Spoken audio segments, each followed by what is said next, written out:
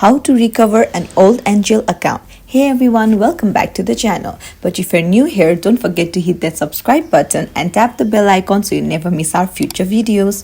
So first things first, what you have to do is open the Angel app on your device, and once it's loaded, you have to tap on Get Started.